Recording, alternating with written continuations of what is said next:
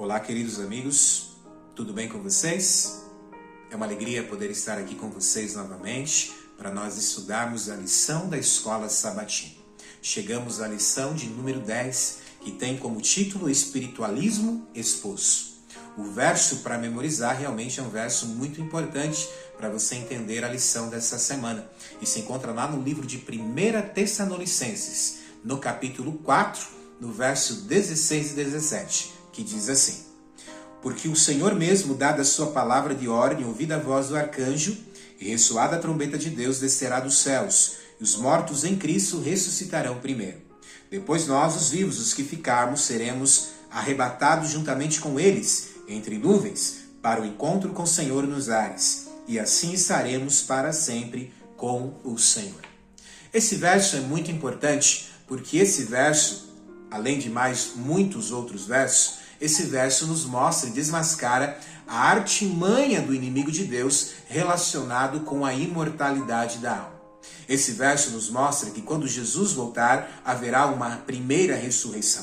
E essa ressurreição será dos justos. Ou seja, se você conhece alguém querido, alguma pessoa que realmente colocava Deus em primeiro lugar em sua vida, e essa pessoa venha a morrer, entenda uma coisa muito importante. Essa pessoa não foi para o céu. Como assim, pastor? Sim, a Bíblia não ensina dessa maneira. A Bíblia ensina que a morte é como um sono. E quando a pessoa morre, o corpo que veio do pó volta a ser pó. E o fôlego de Deus, que Deus nos deu, volta para Deus. Porém, a Bíblia também nos mostra e nos dá uma grande esperança. E essa esperança só se concretiza pelo fato de Jesus já ter vindo a este mundo, ter morrido pelo nosso pecado e ter ressuscitado no terceiro dia, ter subido ao céu e hoje está intercedendo por nós, como estudamos em temas anteriores. A importância de compreender que Deus pagou o preço pelo meu e pelo seu pecado. E por esse fato, nos dá a esperança de sim, um dia poder ter vida eterna, um dia poder estar face a face com Deus, um dia poder estar no céu. Porém, quando esse dia irá acontecer? Quando Jesus voltar. Este ponto é muito importante, porque a Bíblia diz que quando ressoar a trombeta, aí sim os mortos em Cristo ressuscitarão primeiro. Ou seja, quando Jesus voltar, a trombeta tocar, os mortos em Cristo irão ressuscitar. Amém? Ou seja, não há possibilidade alguma de uma pessoa querida já estar no céu, porque Jesus ainda não voltou. Somente quando Jesus voltar, aí irá ressuscitar aquela pessoa que talvez você conheceu e que hoje você sente tanto falta dela. É exatamente isso. Ou seja, existe essa grande esperança.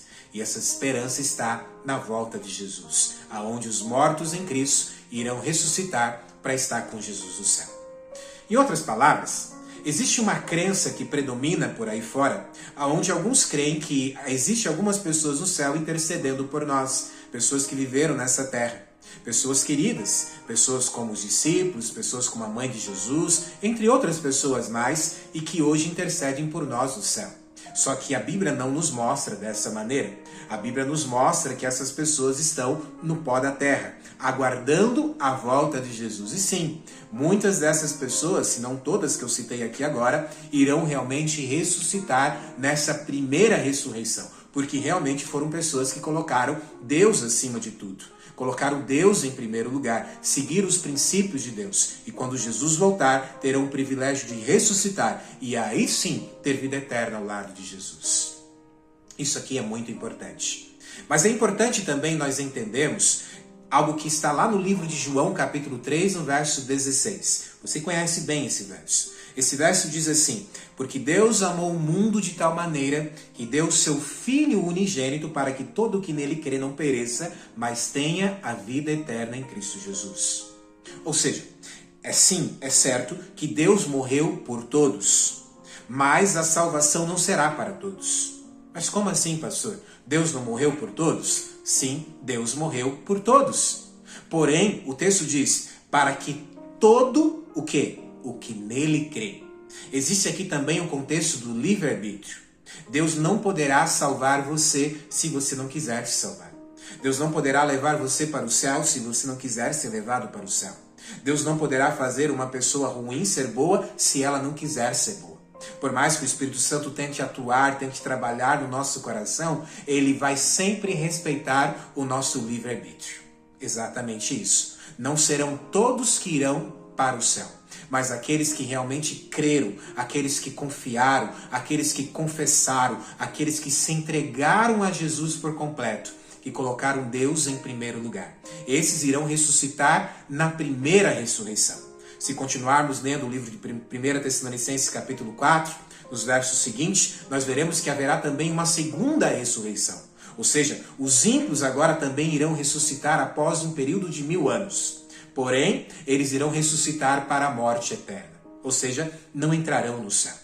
Em outras palavras, hoje é o dia da sua salvação. Hoje é o dia de você se entregar para Jesus, pois nós não sabemos o dia de amanhã. Não sabemos se estaremos vivos e não sabemos quando também será a volta de Jesus. Enquanto estamos com vida, é momento de nós se entregarmos para Deus. Amém? Mas, pastor, se a Bíblia não nos mostra dessa maneira a respeito da imortalidade da alma, como isso realmente surgiu? Como isso realmente veio para a crença da igreja? Sim, a Bíblia nem no Antigo Testamento, nem no Novo Testamento mostra que eles criam na imortalidade da alma. Todos compreendiam a respeito da morte. E isso aqui é muito importante. Porém, quando a gente vai ali na lição da Escola Sabatina, existe ali a parte dos comentários, e se você tem aí a sua lição, você pode ir nessa parte, que é bem importante, porque ali você vai entrar um pouquinho dentro da história e entender como o espiritualismo e também o espiritismo, sim, porque eles são diferentes, tem algo semelhante, mas são diferentes, mas como e quando esse espiritualismo, espiritismo moderno adentrou dentro da nossa cultura e sim dentro também da igreja. O espiritualismo moderno, ele acontece ali em torno de 31 de março de 1848, com as irmãs Fox. E as irmãs ali, elas relataram que um espírito estava tentando então se comunicar com elas, batendo então na sua casa. E ali então se inicia esse espiritualismo moderno. Mas é interessante você entrar dentro da história, porque lá no ano de 1888, uma dessas irmãs relatou que isso que elas haviam comentado, falado lá do ano de 1848, na verdade era uma mentira. Porém, um ano depois, agora em 1889, ela retirou a sua confissão. E mesmo em meado a alguns escândalos ali, em meados a possivelmente fraude, esse espiritualismo moderno ele cresceu grandemente dentro do contexto norte-americano. Aonde ali, no findar do século XIX, milhões de norte-americanos de classe média e alta se consideravam então espiritualistas. Exatamente isso. O inimigo de Deus conseguiu ter êxito dentro dessa história. E hoje muitas pessoas no mundo inteiro se consideram espiritualistas. Exatamente isso. Mas e o espiritismo, pastor? O espiritismo ele acontece ali no contexto agora de Allan Kardec. E também ali, bem próximo, 1850.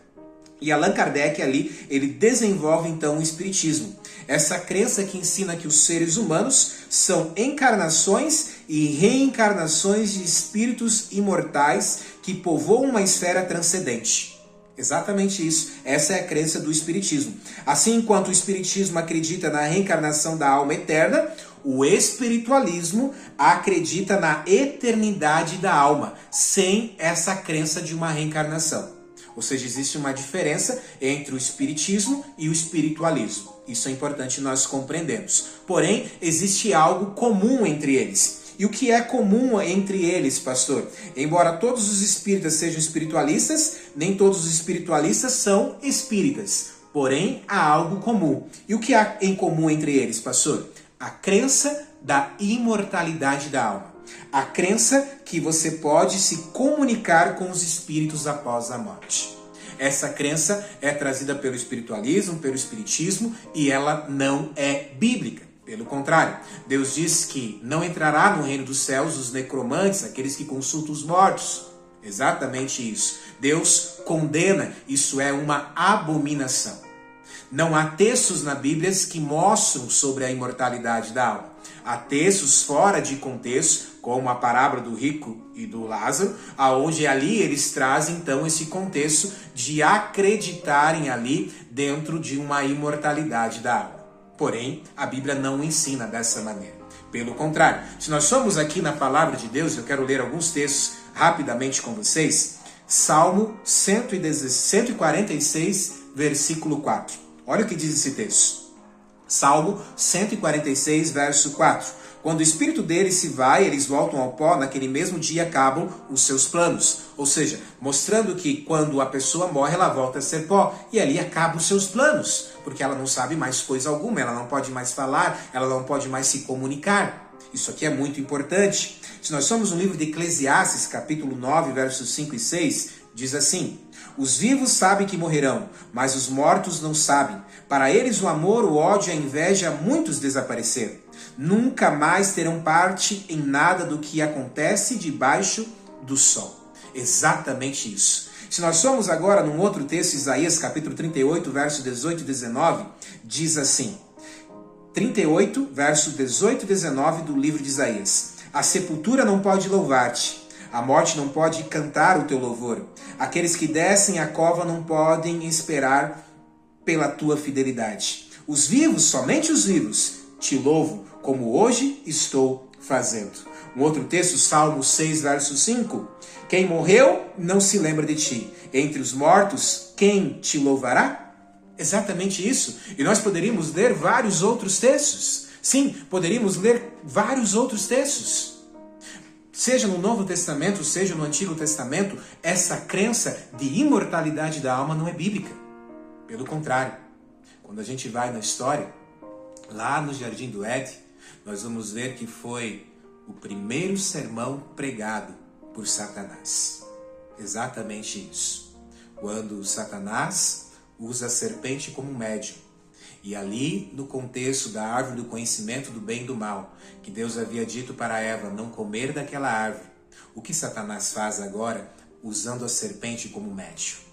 Satanás diz: certamente não morrerás. Exatamente isso. A imortalidade da alma não é uma doutrina de Deus. É uma doutrina do inimigo de Deus, desde lá do Éden. E aí agora introduzido no contexto da história.